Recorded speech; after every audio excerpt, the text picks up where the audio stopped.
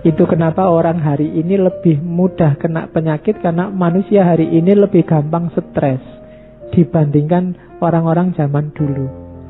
Meskipun mungkin secara fisik kesehatan, gaya hidup orang zaman dulu lebih tidak sehat kalau pakai teori kesehatan modern. Nah, di Dewa Ruci ada topo diet rohania, diet mental, biar mentalmu sehat secara fisik. Yang pertama, mata. Matamu itu nggak enak ya ngomong matamu. Yalah, nggak apa-apa. Mata Anda akan sehat secara rohani. Rumusnya mengurangi tidur, ini berat. Dan zakatnya tidak menginginkan kepunyaan orang lain, tidak tamak. Mata kita akan sehat. Ngelirik miliknya orang lain. Rasanya kok orang lain selalu lebih hebat dari kita. Kok pacarnya orang lain lebih cakep ya, istrinya orang lain lebih cakep ya. Itu ingin. Jadi sebenarnya ini fitrahnya manusia, diramal Al-Quran, diramal Nabi, bahwa manusia itu kalau dikasih 1 gunung emas, dia akan pingin 2 gunung emas.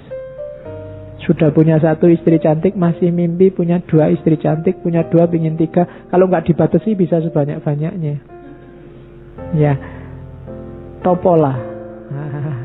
Jadi jangan menginginkan miliknya orang lain. Terus telinga. Kalau telinga, toponya adalah mencegah hawa nafsu. Dan yang kedua, jangan mendengarkan kata-kata yang buruk. Jangan salah, telinga ini pintu yang susah sekali dicegah masuknya sesuatu. Hindarilah yang ada kemungkinan sesuatu yang jelek masuk. Sesuatu yang jelek itu bisa caci maki, omongan jelek, teori-teori yang menyesatkan, konsep-konsep yang bikin kita terlena, macam-macam. Hindari itu. Karena kalau itu masuk lewat telingamu, dia segera masuk ke kepalamu, ke otak. Kalau kamu nggak mau nerima, dia akan tersimpan di bawah sadarmu. Kadang-kadang nyetir kamu, tapi kamu nggak terasa. Jadi mata sama telinga penting untuk menjernihkan hati dan pikiranmu. Maka puasalah mendengarkan yang tidak penting. Dan mata juga puasalah melihat yang tidak penting, yang itu simbolnya miliknya orang lain. Jadi itu. Terus hidung. Kalau hidung mengurangi minum. Terus tidak suka mencela keburukan orang lain. Jadi jangan suka mencela orang lain. Dan saya tidak tahu ya, Indonesia hari ini lagi-lagi ya peradabannya sedang surut. Mungkin kita agak banyak melupakan pesannya nenek moyang kita. Jangan salah, Sunan Kalijogo mendakwahkan semua ini karena mungkin beliau ngerti benar karakter kita. Ini orang Jawa, orang Indonesia, orang Nusantara itu karakternya begini, maka obatnya ini. Jangan cari obat di mana-mana. Mereka yang sangat dekat sama Allah sudah ngasih kita obat yang selama ini sering kita cuekin. Itu hidung. Terus lisan. Lisan mengurangi makan, kemudian menghindari kata-kata yang buruk. Mulutmu harimaumu, hati-hati. Sekarang mungkin kata-kata itu tidak cuma keluar dari mulut, bisa keluar dari jempol. Kalau kamu sedang WA-an, jadi itu ya termasuk kata-kata. Ya. Jadi kalau jangan suka mencela, mulut saya itu terjaga Pak, cuma tanganmu tiap hari maki-maki orang. Jadi sekarang tidak usah nunggu hari kiamat, mulut dan tangan bicara itu. Ternyata sekarang tangan juga sudah bicara sendiri. Oke, terus aurat. Ya, ini ngerti ya, aurat bukan bakso aurat. Kalau bakso aurat kan itu. Auratmu itu toponya adalah menahan syahwat. Zakatnya menghindari zina. Ini nggak usah tak jelaskan, di kepalamu gambarnya sudah banyak. Terus Referensimu kan banyak. Ya, terus tangan. Tangan itu toponya adalah tidak mencuri, tidak mengambil yang bukan haknya. Dan yang ketiga, zakatnya tidak suka menyakiti orang lain lewat perbuatan kita. Kaki, ya, tugasnya apa? Menghindari berbuat jahat. Hindarilah. Dan zakatnya apa? Introspeksi. Jangan-jangan yang dilakukan selama ini keliru. Lakukan topo ini, lakukan diet ini, maka kita akan sehat. Mata, telinga, hidung, lesan, aurat, tangan, dan kaki. Hidupmu akan tentram. Pakai rumus ini. Ini yang pesan bukan saya, tapi Sunan Kalijaga lewat suluk Dewa Ruci dan suluk linglungnya. Ini yang paling terkenal dari Sunan Kalijaga, namanya Kidung Rumeksa ing Wengi. Kalau zaman dulu orang Jawa disuruh dibaca kalau malam. Bahasa fenomenologi agama ini sejenis mantra. Bahasa kita namanya doa. Doa tolak balak versi Jawa. Kenapa sih kok Sunan Kalijaga ndak ngasih doa-doa yang bahasa Arab? Lagi-lagi hubungannya sama audiens. Audiennya orang Jawa. Daripada diajari bahasa Arab, mungkin bisa menirukan, tapi ndak ngerti maksudnya. Sementara doa itu kan meminta sesuatu.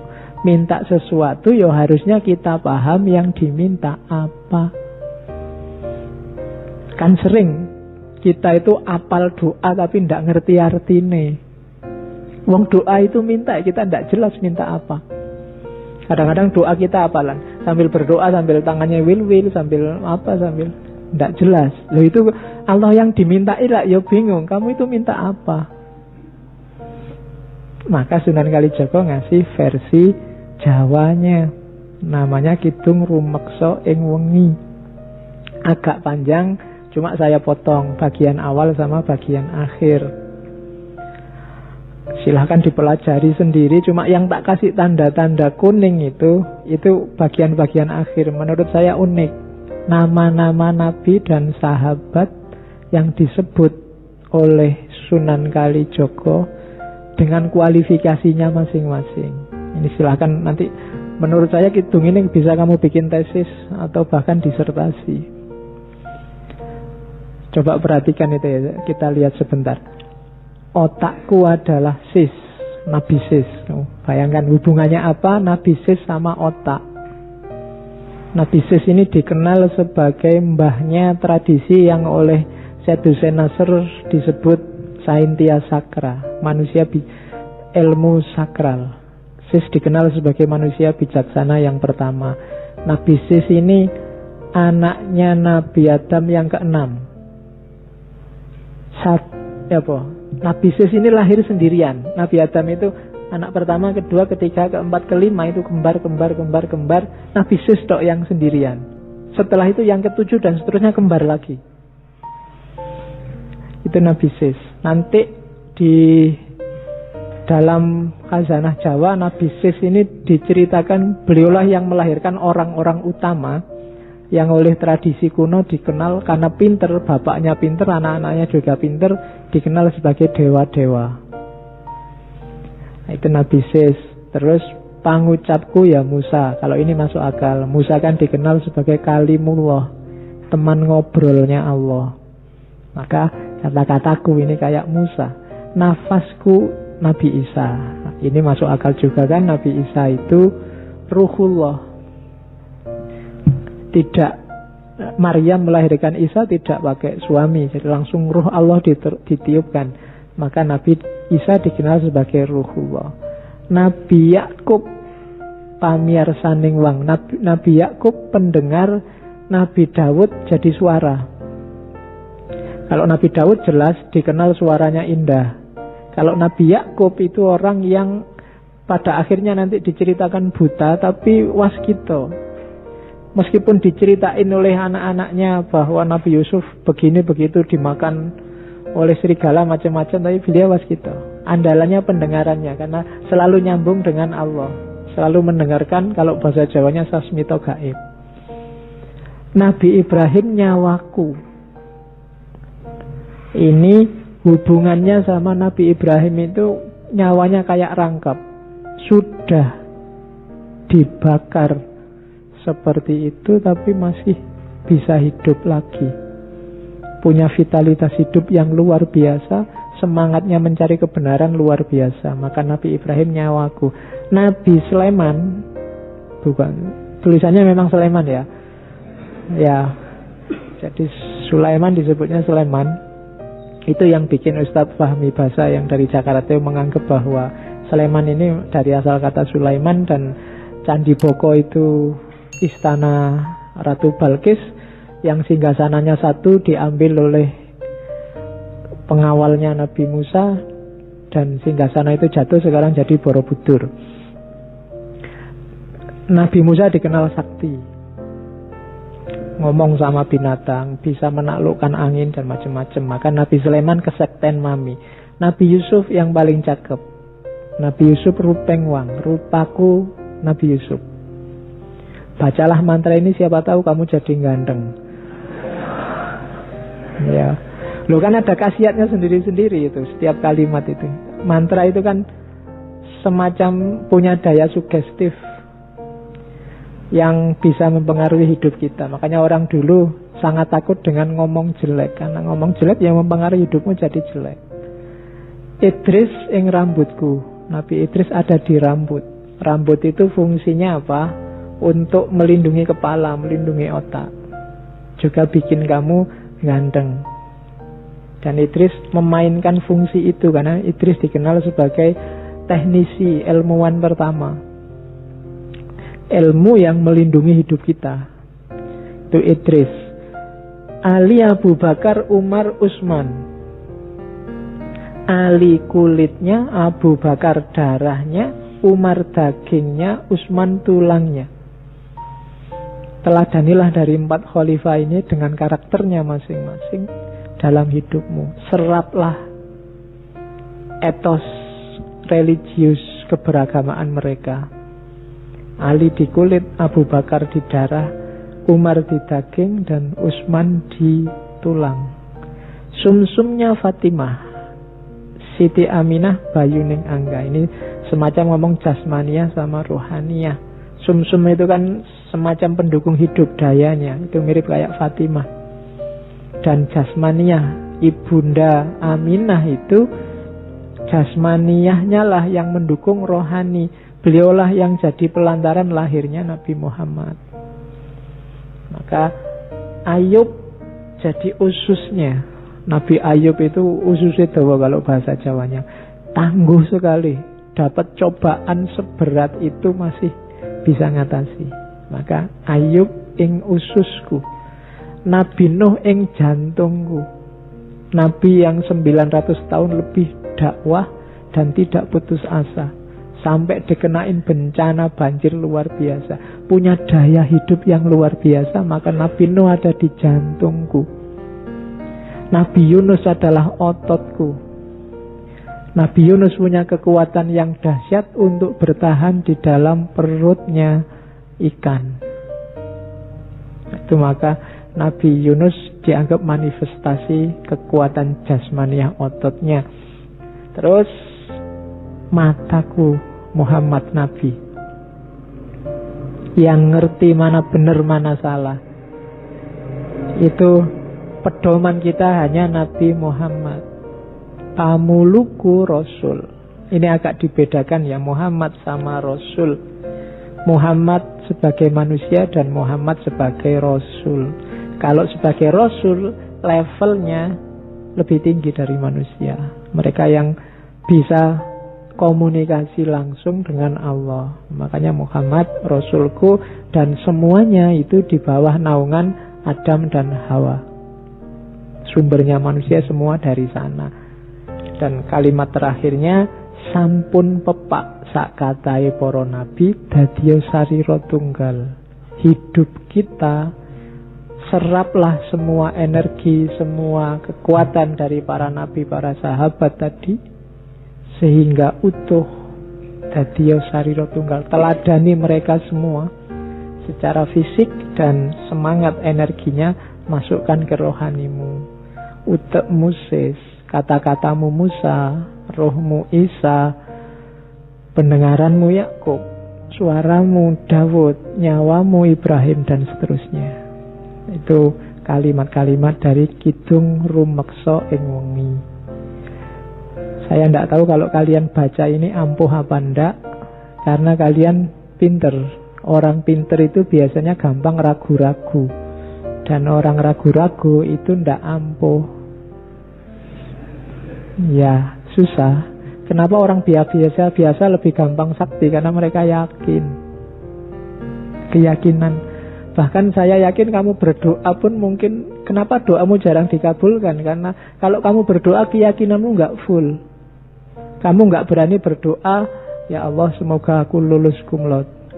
Apa ya bisa ya sekarang IP ku sekian. Ya kan? Kamu ndak pernah percaya 100% sama Allah. Ya Allah datangnya sesuai level keimananmu. Ya Allah semoga dapat istri yang cantik. Bisa ora ya aku wajahku cuma kayak gini aja ndak bisa. Ya kan? Ndak 100% kamu yakinnya pada Allah. Kadang-kadang kamu berdoa, ya Allah rezeki yang lancar, istri yang cantik, kemudian hidup yang apa ya mungkin itu kabul. Kamu kan agak gimana, ya percaya sih Allah bisa mengabulkan, tapi keyakinanmu ndak full. Ya Allah datangnya ya sejauh yang kamu yakini. Kan Allah itu sudah terang-terangan bilang, ana inda dzanni abdi. Kamu nganggapnya aku bisa 100%, ya datang 100%. Kalau kamu masih setengah-setengah, ya enggak. Setengah-setengah. Oke. Ya Allah semoga dapat istri sampai 4. Ketoknya susah ya. Ya sudah susah memang. Kamu sendiri nganggapnya susah kok. Ya Allah enggak akan datang. Ya kan? Oke. Kalau kamu mantep yakin besok mesti istrinya 4. Nanti paling Allah jawabnya lah kok enak. Oke. Terus ini syair yang paling terkenal lagi dari Sunan Kalijogo, Lir Ilir. Ya, lir ilir jangan diartikan ilir-ilir kipas-kipas ya. Ya, itu carilah terjemahannya banyak. Ini teks yang sangat terbuka. Menurut saya canggihnya Sunan Kalijogo. Orang bisa menafsirkan kemanapun sesuai posisinya masing-masing tembang ini. Lir ilir itu kayak nggugah orang, ngelilir. Kalau bisa Jawa ngelilir itu kan tangi. Lir ilir itu kayak tangio. Bangunlah, bangkitlah. Tandure wis sumilir. Tanamannya sudah mulai tumbuh. Tak ijo royo-royo, tak sengguh kemanten anyar. Segar sekali warnanya hijau. Membahagiakan sekali, kayak bahagianya pengantin baru. Oh itu kan tafsirnya bisa macam-macam. Bangunlah. Sekarang situasinya sudah mendukung. Nah itu kan bisa kamu masukkan siapa saja. Kayak kamu, mahasiswa aktiflah, nulislah. Fasilitasnya sekarang banyak, itu juga bisa.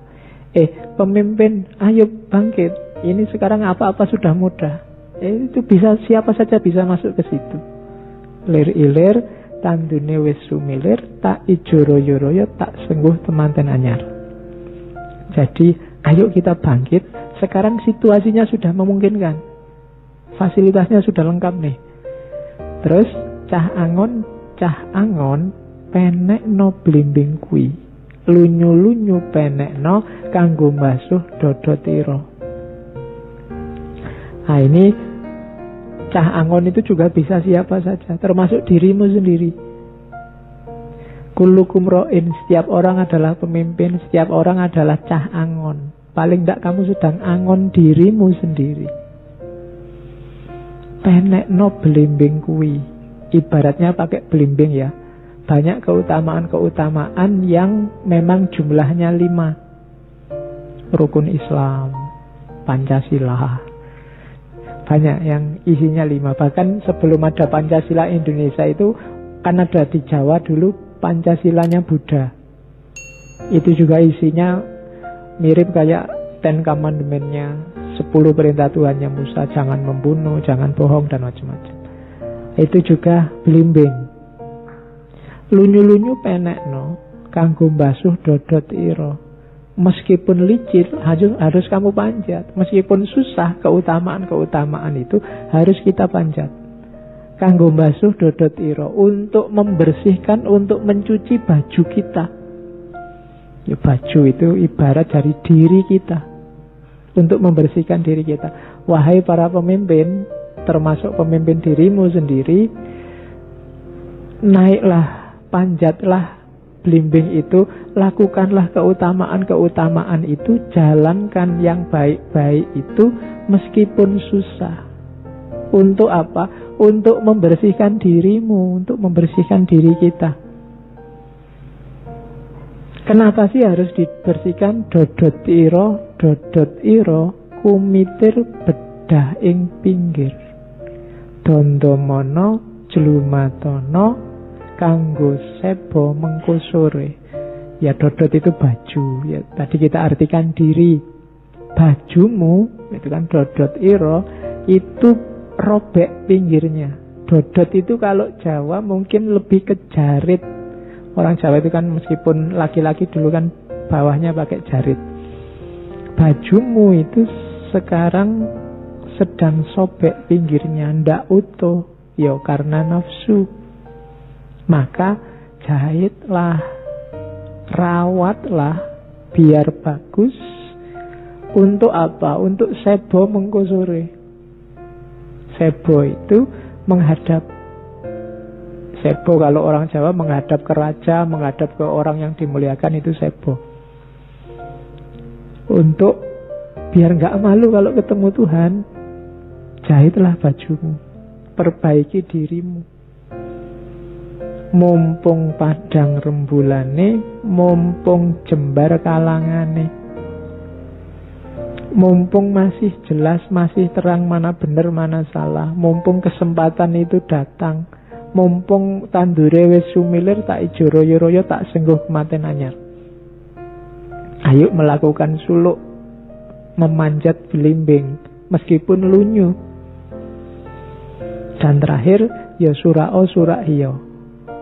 Ini surah itu disuruh bilang, sudah ya, sudah tak kasih tahu, ayo bilang iya.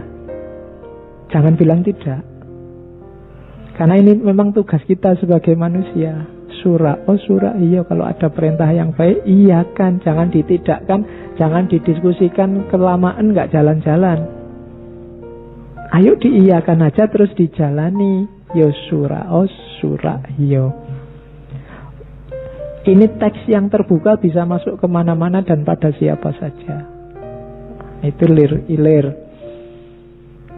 Ini nasihat Sunan Kalijogo pada Sunan Tembayat. Sunan Tembayat itu mantan Bupati Semarang zaman itu. Saya ambil karena terkenal juga, sering disebut orang.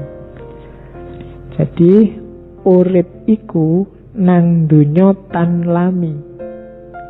Umpamane jebeng menyang pasar, jebeng itu engkau, sekiranya engkau ke pasar, tan langgeng ning pasar bae. Tan wurung nuli mantuk, mring wismane sangkane uni. Jadi hidup di dunia ini tidak selamanya. Hidup di dunia ini kayak kita pergi ke pasar. Ya seneng sih, di pasar itu ada macam-macam, yang kita butuhkan ada. Tapi tan langgeng ning pasar bae, kita tidak akan selamanya ada di pasar. Emangnya ngapain kita di pasar terus? Wong pasar itu ada masanya. Pasti akan pulang.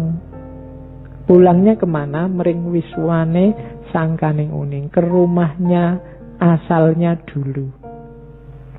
Jadi hidup di dunia ini kayak orang ke pasar. Ibu pergi ke pasar, nah itu kan pasti pulang, kecuali ibunya jalan-jalan dulu. Tapi lama-lama juga pasti pulang. Ya kecuali minggat. Itu kan wong ngeyel, kamu kan selalu begitu. Oke, jadi pasti kembali ke rumah. Kita pasti akan kembali ke asal. Itu nanti ajarannya kan namanya sangkan paraning dumadi. Kita asalnya dari mana akan kembali ke situ. Dan Al-Quran menyebutnya tegas. Asalnya dari Allah, kembali ke Allah. Inna lillahi wa inna ilaihi roji'un. Makanya kalimat selanjutnya, jangan meragukan asal usulmu. Nanti semua orang akan tahu kalau asalnya dari rumah yang dulu. Kamu gak usah ragu-ragu. Kalau sudah dibilangi ilaihi roji'un, pasti nanti kembali ke Allah kok. Sebelum keliru, yakini sekarang daripada terlambat. Semua kita akan kembali ke rumah yang dulu. Jangan sampai tersesat. Apalagi jika tersesat dalam hidup sesudah mati. Kenapa? Sia-sia. Jika hidup harus tersesat tanpa jiwa, pergi kemana-mana seperti mega terbawa angin. Oh, kalau bahasa Jawa bukan mega ya, mego. Kalau mega, bayanganmu Megawati nanti. Seperti mega terbawa angin, orang bayangke ya Bu, mega terbawa angin. Akhirnya jadi hujan. Jadi hidup kita ini jangan ngawur. Kalau ngawur nanti sia-sia. Kadang-kadang mungkin kita terbang, naik ke atas, kita jaya, kita sukses luar biasa. Akhirnya ya jadi hujan, akan kembali lagi. Jadi ingat, apapun peristiwanya tetap ilaihi roji'un. Dan jiwa tidak akan mati, tidak finish setelah kita mati. Karena jiwa tidak akan mati, kekal abadi dunia akhirat. Jadi awas keliru, jangan tersesat oleh kejayaan, oleh kesuksesan. Setinggi apapun kamu naik, akan kembali lagi. Ibaratnya air menguap jadi mendung, akhirnya hujan, ya kembali lagi ke laut. Apapun yang terjadi, entah kapan, mungkin masih lewat sungai-sungai kecil dulu, lewat got-got dulu, akhirnya tetap nanti ke laut. Jadi hidup di dunia itu tidak lama. Jangan sampai sesat. Ingat-ingatlah rumah asalmu, biar kamu bisa pulang. Kalau kamu nggak bisa pulang, kamu bingung nyari rumah, ya kamu pusing sendiri, tersesat, nanti lama pulangnya. Nah, itu nasihat.